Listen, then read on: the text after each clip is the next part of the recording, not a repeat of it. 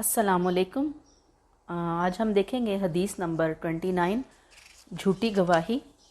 عن خریم ابن فاتح قال صلی رسول اللہ صلی اللہ علیہ وسلم صلاۃ الصبح۔ خریم بن فاتح سے روایت ہے کہ نبی کریم صلی اللہ علیہ وسلم نے ایک دن صبح کی نماز پڑھی، نماز فجر آپ نے پڑھی۔ فلما انصرف قائما، جب آپ نماز سے فارغ ہوئے تو آپ کھڑے ہو گئے۔ فقال، تو آپ نے فرمایا، عدلت، برابر کر دی گئی ہے، شہادت الزور بالاشراک باللہ، جھوٹی گواہی اللہ کے ساتھ شرک کے۔ ثلاث مرات، یہ بات آپ نے 3 دفعہ بیان فرمائی۔ ثم قرأ، پھر آپ نے تلاوت کی، قرآن کی آیت ہے، فاجتنبوا الرجس من الاوثان، بتوں کی گندگی سے بچو، واجتنبوا قول الزور، اور جھوٹی بات کہنے سے بچو، حنفاء للہ غیر مشرکین بہ، صرف ایک اللہ کے ہو کر رہو، کسی اور کو اس کے ساتھ شریک نہ کرو۔ کیا ہے حدیث کا مفہوم؟ کہ صادق و مصدوق، سچے اور جن کو سچا کہا گیا، نبی کریم صلی اللہ علیہ وسلم دنیا کے سب سے سچے انسان کھڑے ہوئے ہیں۔ ایک دن صبح کی نماز پڑھی، نماز سے فارغ ہوئے، کھڑے ہو گئے اور کھڑے ہو کر فرمایا۔ دیکھیں آپ بیٹھے بیٹھے بھی تو فرما سکتے تھے نا، کھڑے ہو کر بات کرنے کا مقصد ہے وہ بات بہت امپورٹنٹ تھی، آپ نے مناسب سمجھا کہ میں کھڑا ہو کر ایک طرح سے سب میں اعلان کر دوں کہ لوگوں یہ کتنی امپورٹنٹ بات ہے۔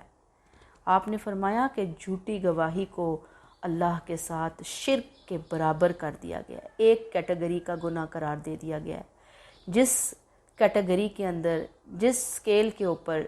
اللہ کے ساتھ شرک کو تولا جائے گا، اسی سکیل، اسی کیٹیگری کے اندر جھوٹی گواہی کو رکھا جائے گا۔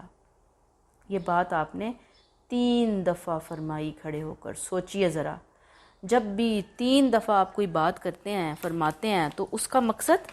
کہ لوگوں کو وہ بات اچھی طرح ڈائجسٹ ہو جائے، ذہن نشین ہو جائے، اس بات کی اہمیت کو وہ سمجھ جائیں۔ سب کو آپ نے کہہ دیا جھوٹی گواہی بہت بڑا گناہ ہے، ظلم عظیم ہے۔ پھر قرآن مجید سورہ حج کی یہ آیت تلاوت فرمائی، فاجتنبوا الرجس من الاوثان واجتنبوا قول الزور حنفاء للہ غیر مشرکین۔ بت پرستی کی گندگی سے بچو، جھوٹی بات کہنے سے بچو، صرف ایک اللہ کا ہو کر رہو، کسی کو اس کے ساتھ شریک نہ کرو۔ بہت بڑی بات ہے آپ صلی اللہ علیہ وسلم نے فرمائی۔ جھوٹی گواہی، جھوٹ ظاہر بات ہے کہ خلاف حقیقت بات کہنا، خلاف واقعہ بات کہنا، جو ہوئی نہیں آپ اس کو پریٹینڈ کر رہے ہیں کہ یہ ہوئی ہے بات، تو یہ بہت بڑا گناہ ہے۔ پیچھے ہم پڑھ کر آئے کہ جھوٹے پہ اللہ کی لعنت ہے، جھوٹوں کو اللہ ہدایت نہیں دیتے، جھوٹ بولنے سے فرشتے جو ہیں وہ بہت دور چلے جاتے ہیں انسان سے، رحمت کے فرشتے۔ اور جھوٹ جو ہے وہ ایک گناہ کبیرہ ہے اور بہت بڑا ظلم ہے، اور جو ظلم عظیم جسے آپ کہہ دیں، اور گناہوں کی، جھوٹ کی بھی خیر بہت ساری قسمیں ہوتی ہیں۔ اب یہاں پر جھوٹ کہ جھوٹ کی اگر لسٹ بنائیں کہ جھوٹی قسم کھانا ہے، ایک آ جاتا ہے جھوٹی گواہی دینا ہے، جھوٹے وعدے کرنا ہے، اور جھوٹ بولنا ہے سمپل وے میں، تو ہوگی نا بہت ساری چیزیں جھوٹ سے ریلیٹڈ چیزیں جو ہیں۔ پھر آپ صلی اللہ علیہ وسلم کی وہ بات بھی کہ منافقین کی ایک علامت میں سے یہ علامت ہے کہ انسان بات کرے تو جھوٹ بولے۔ تو جھوٹ گناہ ہے، لیکن اس کی بہت سی قسمیں ہیں، اور بعض صورتوں میں، بعض جگہوں پہ جھوٹ بہت ہی بڑا گناہ ہے۔ یعنی کہ جھوٹ کا اگر آپ اس کو نمبر دیں نا، سپوز ویسے ہی میں ایک مثال کے طور پر کہہ رہی ہوں کہ اگر اس کو نمبر دیں کہ اگر بندہ جھوٹ بول رہا ہے تو 100 میں سے 70 اس کے نمبر کٹ جاتے ہیں جھوٹ بولنے سے۔ سپوز ایک بات ہے نا، سمجھانے کے لیے کر رہی ہوں، ٹھیک؟ لیکن بعض جھوٹ ایسے ہے کہ 100 میں سے 100 نمبر کاٹ لیے جاتے ہیں، اتنا بڑا گناہ ہے۔ ان میں سے ایک کیا ہے کہ کسی قضیہ ہوتا ہے، کوئی فیصلہ ہے، کوئی جھگڑے کی چیز ہے، بنیاد ہے، کوئی معاملہ ہے، اس میں کوئی جھوٹی گواہی دی جائے، اور اس جھوٹی گواہی کے ذریعے اللہ کے کسی بندے کو نقصان پہنچایا جائے۔ مثلا سمپل سی بات ہے، ایک بندے نے دوسرے کو قتل کر دیا۔ اب جس نے قتل کیا ہے، قاتل جو ہے، وہ اپنے ساتھ گواہ بنا کر لے آئے کسی کو، کسی تھرڈ بندے کو، ایک کو، دو کو، جو اس بات کی کورٹ میں آ کر گواہی دیں کہ قتل والے دن یہ جو قاتل ہے نا، اصل قاتل، یہ تو یہاں پہ موجود ہی نہیں تھا، یہ تو فلاں علاقے میں گیا تھا اور یہ وہاں پہ فلاں کام کر رہا تھا، اور اس کے پورے فیکٹس اینڈ فیگرز، جھوٹے فیک ڈاکومنٹس، جھوٹی فیک چیزیں وہ پرووائڈ کریں کورٹ کے اندر کہ دیکھیں جی ہمارا یہ بندہ یہاں موجود نہیں تھا۔ تو انہوں نے اپنے قاتل کو تو بچا لیا دنیا میں جھوٹی گواہی دے کر، لیکن وہ جو مقتول بیچارہ جان سے مارا گیا، اس کا جو نقصان ہوا وہ جان سے چلا گیا، اس کی فیملی کا جو نقصان ہوا،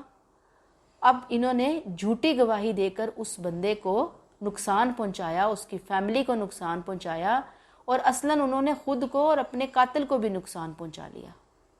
ایسے ہی آپ دیکھیں گے جھوٹی گواہیوں کے ذریعے کس طرح سے عدالت کے اندر، ہمارے ہاں لاکھوں مقدمے عدالتوں کے اندر پڑے ہوئے ہیں۔ کبھی آپ جائیں نا عدالت میں، کورٹ میں، تو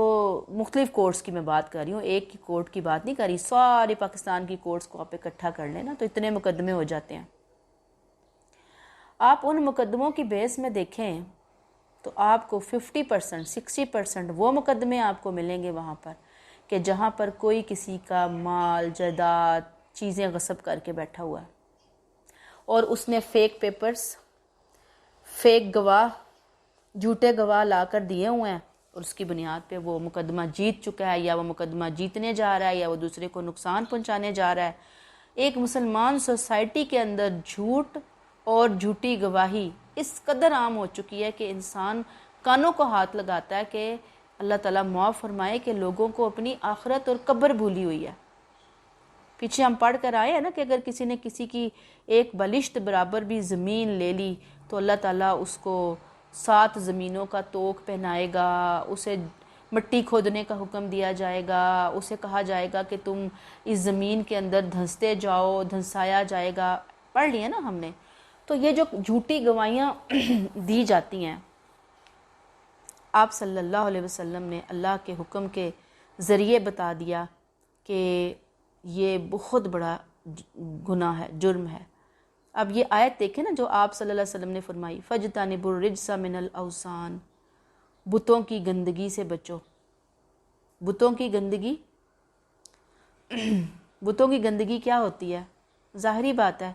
کہ انسان بتوں کو نفع اور نقصان کا مالک سمجھتا ہے۔ وہ یہ سمجھتا ہے، مشرکین کیا کہتے تھے؟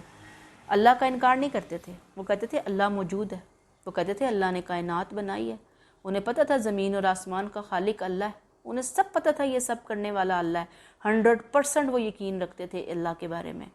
لیکن ان کا شرک کیا تھا؟ انہوں نے اپنے جو نیک لوگ گزرے تھے ان کے بت بنا کر ان کو پوجنا شروع کیا ہوا تھا، فرشتوں کو اللہ کی بیٹیاں سمجھ کر پوجنا شروع کیا ہوا تھا، ان کے نام رکھے ہوئے تھے، ان کے سامنے نظر نیاز قربانیاں وہ چڑھاتے تھے، وہ کہتے تھے کہ یہ اللہ کی نیک ہستیاں ہیں، بیٹیاں ہیں فرشتے، اور یہ جو بزرگ ہیں، یہ جو بت ہیں ہمارے جن کو سمبولیکلی ہم نے بتوں کا شکل دی ہوئی ہے، یہ اللہ کے نیک بندے تھے۔ یہ کیا کرتے تھے؟ یہ کیا کر سکتے ہیں؟ اگر ہم ان کو راضی رکھیں گے تو یہ اللہ سے ہماری فلاں مشکل حل کروا کے دیں گے، اللہ سے ہمیں مال لے کر دیں گے، اللہ سے ہماری مصیبت ٹلوائیں گے، اللہ سے ہماری دکھ درد بیماری دور کروائیں گے، یہ اللہ سے ہمیں اولادیں دلوائیں گے، یہ ہمارے رشتے کروائیں گے، یہ بندشیں دور کروائیں گے۔ یہ ان کے عقیدے تھے فرشتوں اور ان نیک لوگوں کے بارے میں، وہ جو انہوں نے بت بنائے ہوئے تھے۔ حالانکہ ان بتوں نے یا فرشتوں نے ان کو تو نہیں کہا تھا کہ یہ ہمارے ساتھ کام کرو، لوگوں نے خود بخود گھڑا اور شرک کر کے اور خانہ کعبہ میں 360 بت رکھ دیے، اور وہ نعوذ باللہ کہتے تھے کہ انہیں راضی کرنا بہت ضروری ہے۔ اللہ تعالیٰ نہیں، اللہ کی تو کوئی پرواہ ہی نہیں تھی، اور وہ یہی سمجھتے تھے کہ بھئی اگر انہیں نہ راضی کیا، ان کے آگے منتیں چڑھاوے نہ چڑھائے، ان کے آگے برے افعال نہ کیے تو یہ راضی نہیں ہوں گے اور پھر ہمارے کام اٹک جائیں گے۔ یعنی کس قدر گندگی تھی عمل کے اندر، اسی لیے تو شرک کو ظلم عظیم کہا گیا نا۔ تو اللہ تعالیٰ تو بہت زیادہ ناراض ہوتے ہیں شرک سے، بارہا ہم پڑھ چکے ہیں۔ تو یہ کیا کہا، فَاجْتَنِبُوا الرِّجْسَ مِنَ الْأَوْثَانِ، بتوں کی گندگی سے بچو، یعنی وہ گندگی غلاظت ہے ان کو اللہ کا پارٹنر بنانا، خود ہی انہوں نے گھڑ لیے اللہ کے پارٹنر، پھر سب کچھ انہی کے آگے ڈال دیا، استغفر اللہ۔ اور وَاجْتَنِبُوا قَوْلَ الزُّورِ، جھوٹی بات سے بچو۔ ظاہری بات ہے بتوں کی گندگی اور جھوٹی بات ایک پلڑے میں ایک لیول کے گناہ کر دیے گئے۔ اللہ کی ناراضگی اور لعنت کا باعث ہونے میں جھوٹی بات، جھوٹی گواہی شرک کے ساتھ جوڑ دی گئی، اور یہ بات آپ نے 3 دفعہ ارشاد کی اور کھڑے ہو کر خاص جلالی انداز میں ارشاد فرمائی۔ ایک اور حدیث ہے جامع ترمذی کی، آپ نے ایک دن صحابہ سے ارشاد فرمایا اور 3 دفعہ آپ نے ارشاد فرمایا، کیا میں تم لوگوں کو بتاؤں کہ سب سے بڑے گناہ کون کون سے ہیں؟ پھر آپ نے ڈیٹیل بتائی۔ نمبر 1 اللہ کے ساتھ شرک کرنا، پھر ماں باپ کی نافرمانی کرنا، پھر معاملات میں جھوٹی گواہی دینا، جھوٹ بولنا اور جھوٹ بولنا۔ راوی کہتے ہیں پہلے آپ سہارا لگائے ہوئے تھے لیکن پھر سیدھے ہو کر بیٹھ گئے، اور بار بار آپ نے اس ارشاد کو دہرایا، یہاں تک کہ ہم نے کہا کاش اب آپ خاموش ہو جاتے۔ یعنی اس وقت آپ پر ایک ایسی کیفیت طاری تھی اور آپ ایسے جوش سے فرما رہے تھے کہ ہم محسوس کر رہے تھے کہ آپ کے قلب مبارک پر اس وقت بڑا بوجھ ہے، اس لیے جی چاہتا تھا کہ اس وقت آپ خاموش ہو جائیں اور اپنے دل پر بوجھ نہ لیں۔ یعنی یہ اتنے بڑے بڑے گناہ تھے، آپ کی کیفیت اتنی زیادہ تھی کہ یہ میری امت اور جھوٹ آ جائے اس کے اندر، اور پھر جھوٹ سے بھی بڑھ کر جھوٹی گواہی آ جائے۔ اور پھر کیا کہا اس آیت میں، حنفاء للہ غیرہ مشرکین، کے اللہ کا ہو، اللہ کے ہو کر رہو، اللہ کے ساتھ شریک مت ٹھہراؤ، اس کا کوئی پارٹنر نہیں ہے، نفع اور نقصان کا مالک وہ ہے، جو دیتا ہے وہ دیتا ہے، اور جب وہ دینے کا ارادہ کرتا ہے تو کوئی روک نہیں سکتا، اور اگر وہ دینے کا ارادہ نہ کرے تو کوئی دلوا نہیں سکتا۔ یہ ہے توحید،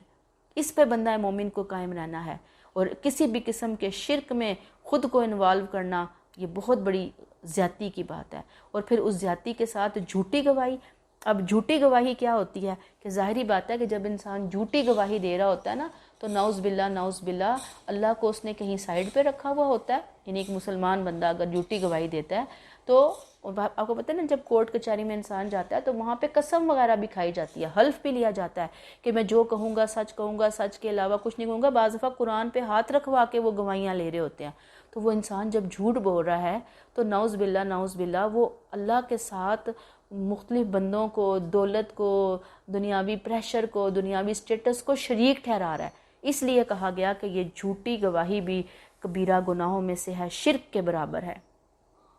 آپ صلی اللہ علیہ وسلم نے فرمایا کہ جس شخص نے حاکم کے سامنے جھوٹی قسم کھائی تاکہ اس کے ذریعے کسی مسلمان آدمی کا مال مار لے، تو قیامت کے دن اللہ کے سامنے اس حال میں اس کی پیشی ہوگی کہ اللہ اس پر سخت غضبناک اور ناراض ہوں گے۔ یعنی کوئی حکمران کے سامنے جاتا ہے، جھوٹی قسم کھاتا ہے کہ یہ مال اس کا نہیں ہے، اصل میں یہ میرا ہے، تو قیامت کے دن کس طرح آئے گا کہ اللہ اس سے سخت ناراض ہوں گے، کسی کا مال کھا کے آیا ہوگا، غصب کر کے آیا ہوگا۔ استغفر اللہ۔ آپ صلی اللہ علیہ وسلم کی ایک اور حدیث ہے جس میں آپ نے فرمایا کہ جس شخص نے قسم کھا کر کسی مسلمان کا ناحق ناجائز طور پر مال مار لیا تو اللہ تعالیٰ ایسے آدمی کے لیے دوزخ واجب کر دی، اور جنت کو اللہ نے اس پر، ایسے آدمی کے لیے دوزخ واجب کر دی اور جنت کو اس پر حرام کر دیا۔ حاضرین میں سے کسی نے پوچھا، یا رسول اللہ صلی اللہ علیہ وسلم، اگرچہ کوئی معمولی سی چیز ہو، یعنی کسی کا جو حق مارا ہے ناجائز طور پر، اگر وہ معمولی سی چیز ہو، ذرا اس بات کو نوٹ کیجئے، بہت معمولی چیز، تو کیا اس صورت میں بھی دوزخ اس کے لیے واجب اور جنت اس پر حرام؟ آپ نے فرمایا ہاں،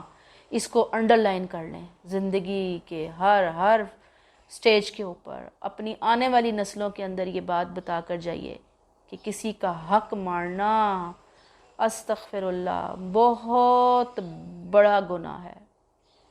جنت حرام، جہنم واجب، اللہ کی ناراضگی، غضب علیحدہ۔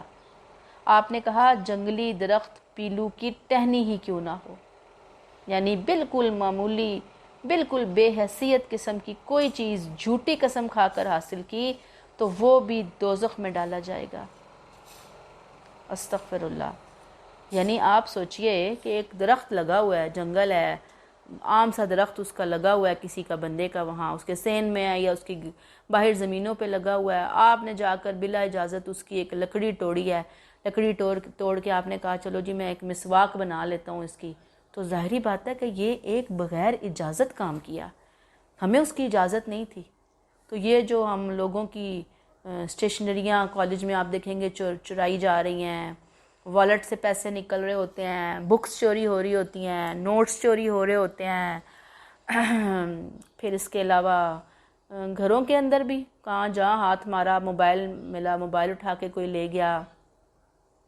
پیسے نظر آئے پیسے لے لیے، جولری نظر آئی جولری اٹھا لی، اور جو جہاں جہاں جس کا ہاتھ ڈلتا ہے وہ لے لیا۔ اور آج کل تو ہمارے ہاں سی سی کیمراز بازاروں میں لگے ہوئے ہیں، آپ بازاروں کے سی سی کیمراز دیکھیں کہ کس طرح لوگ آتے ہیں، وہ بڑے بڑے سوٹ جو ہیں وہ اٹھا کے اپنے بیگوں میں ڈال رہی ہوتی ہیں خواتین، اور مختلف دکانوں پہ جا کے ہر قسم کی ہر ممکنہ طور پر جو گینگز بنے ہوتے ہیں اور لوگ چوری کر رہے ہوتے ہیں، اور چھوٹی موٹی چیز اٹھانے کو تو کوئی بندہ برا سمجھتا ہی نہیں ہے۔ تو آپ صلی اللہ علیہ وسلم نے کہا کہ جی یہ تو بہت سخت قسم کی بات ہے، اللہ تعالیٰ معاف فرمائے، اللہ تعالیٰ ہمیں اس طرح کے کبیرہ گناہوں سے، بڑے بڑے عظیم گناہوں سے محفوظ فرمائے۔ اور سب سے بڑھ کر بات جو میں آپ کو بار بار شروع سے یہی کہہ رہی ہوں کہ پلیز یہ اللہ کے رسول صلی اللہ علیہ وسلم کی انسٹرکشنز ہیں، ہدایات ہیں، اللہ کا احسان کہ ہمیں پڑھنے کی توفیق مل گئی، ہمارے سلیبس میں یہ چیزیں آ گئیں، ہم ان کو اپنے عمل کا حصہ بنا کر دنیا اور آخرت کی بہترین برکتیں، کامیابیاں، اللہ کی رحمتیں، اللہ کا قرب حاصل کر سکتے ہیں، اور پھر نبی کی سنت کو فالو کرنے کا ثواب حاصل کر سکتے ہیں۔ ہمارے لیے تو اتنا اللہ نے آسان کر دیا۔ تو یہ چھوٹی چھوٹی باتیں ہیں، بس اس کو اپنے عمل کا حصہ بنانا ہے، تھوڑی سی اپنی ٹریننگ کرنی ہے، اللہ سے دعائیں کرنی ہیں، آپ دیکھیں گے اتنی زیادہ یہ چیزیں آسان ہوں گی۔ اور پھر سب سے بڑھ کر میں تو یہی ایک بات کہتی ہوں، اپنی پوری زندگی کا نتیجہ، نچوڑ، خلاصہ، تجربہ، کہ پھر جو برکتیں آتی ہیں انسان کی زندگی میں وہ ان کاموں سے جڑے بغیر آ ہی نہیں سکتی۔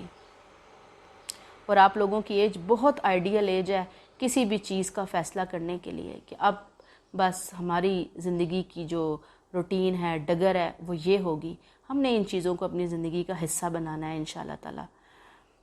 بہرحال حدیث زہر بحث میں مچھر کے بازو کے برابر بھی اگر کسی نے کوئی چیز لی نا، اتنی بے حیثیت، اتنی حقیر، اتنی کم قیمت کوئی چیز کسی سے لے اور جھوٹی قسم خاص طور پر حاصل کرے نا، ایک یہ ہے کہ چلیں آپ نے اگر کوئی چیز اٹھا لی، لکڑی لے لی سپوز کسی کی، اس نے اجازت دی ہوئی ہے، چلے وہ تو ایک علیحدہ بات ہے، لیکن اگر آپ پھر وہاں پہ قسم کھا لیں کہ اللہ کی قسم میں نے ایسے کی نہیں کیا، خدا کی قسم میں نے نہیں اٹھایا، تو بس پھر تو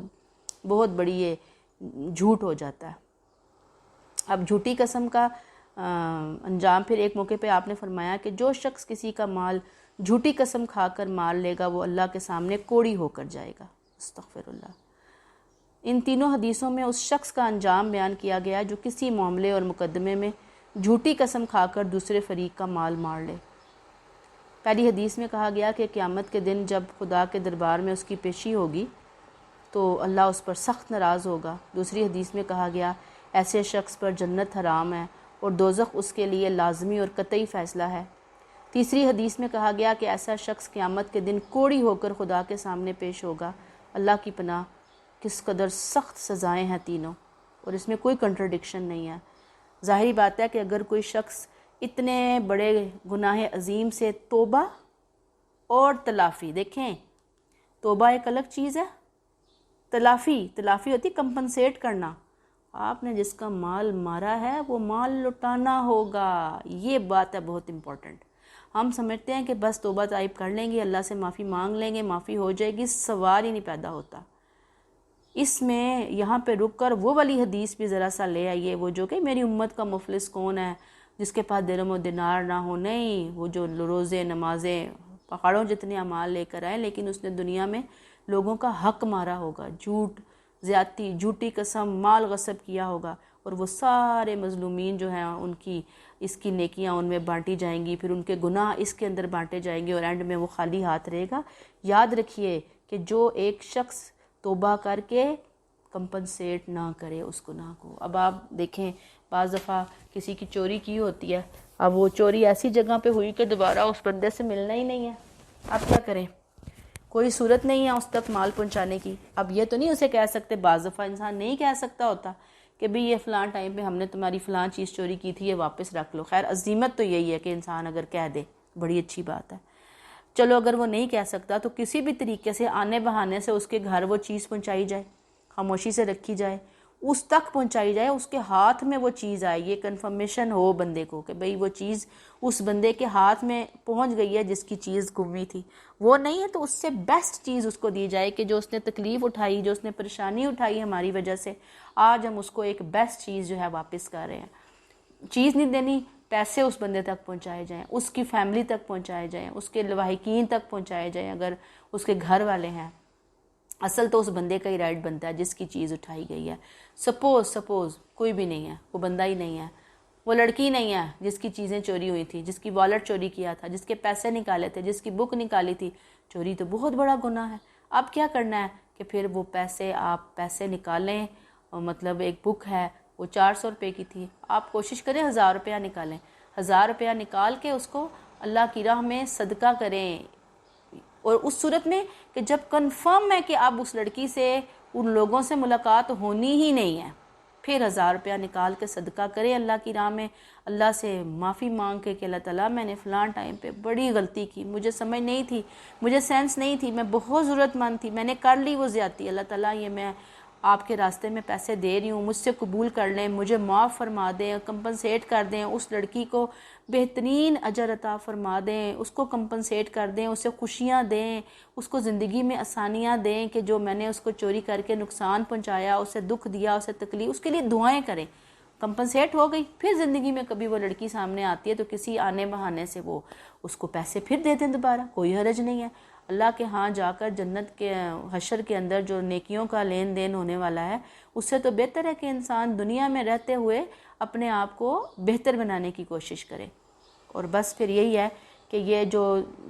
توبہ اور تلافیاں یہ دونوں کرنا بہت ضروری ہے۔ تو ظاہری بات ہے کہ جب انسان یہ نہیں کرے گا تو اس کو یہی کچھ پیش آئے گا، یہ سارے عذاب وہاں پر جا کر اس کو چکھنے ہوں گے، اور امت مسلمہ کے فرد کی حیثیت سے وہ چکھے، یہ بہت سخت بات ہے۔ تو اللہ تعالیٰ توفیق عطا فرمائے، کبھی بھی زندگی میں ایسا معاملہ نہ آئے کہ کہیں بھی انسان کو گواہی دینی پڑے۔ اول تو گواہی سے بچیں، اور اگر کہیں گواہی دینی بھی پڑے تو وہ سچ اور انصاف کے مطابق ہو، چاہے مقابلے میں ہمارا عزیز ترین محبوب ترین رشتہ کیوں نہ ہو۔ یہ بہت بڑی آزمائش ہے، بہت بڑا امتحان ہے۔ اللہ سے انسان دعا ہی کرے کہ اللہ تعالیٰ ہمیں ایسی مشکل میں نہ ڈالے۔ لیکن سپوز اگر ایسی کوئی بات آ جاتی ہے، بڑی شائستگی سے، بڑے حسن سلوک سے، کوشش کرتے ہوئے کہ ایک طرف میرا اتنا عزیز محبوب ترین رشتہ ہے، ایک طرف میرا دشمن ہے، مجھے دشمن کے حق میں گواہی دینی ہے، اپنے عزیز ترین رشتے کے خلاف جا کر گواہی دینی ہے، اللہ میرے لیے آسان کر، اس طرح کی کوئی راہ نکال میرے لیے کہ میں اچھے طریقے سے اپنے اس فرض سے یعنی کہ سرخرو ہو سکوں، بجائے یہ کہ غلط گواہیاں دے دے کے، غلط فیک چیزیں بنا کر، غلط ڈاکومنٹس بنوا کر، غلط سٹیمپ پیپر لکھوا کر میں اپنے حق میں کوئی فیصلہ کروانا چاہوں اور میں اللہ کو ناراض کروں اور اللہ کے رسول صلی اللہ علیہ وسلم کی سنت کے اگینسٹ نکلوں۔ تو بات تو پھر یہی ہے کہ اللہ نہ کرے کہ انسان کبھی ایسی آزمائش میں پڑے، لیکن بہرحال ایک راستہ تو بتا دیا آپ صلی اللہ علیہ وسلم نے کہ پڑھ بھی سکتا ہے۔ تو اللہ ہمارے لیے آسانیاں کریں۔ السلام علیکم۔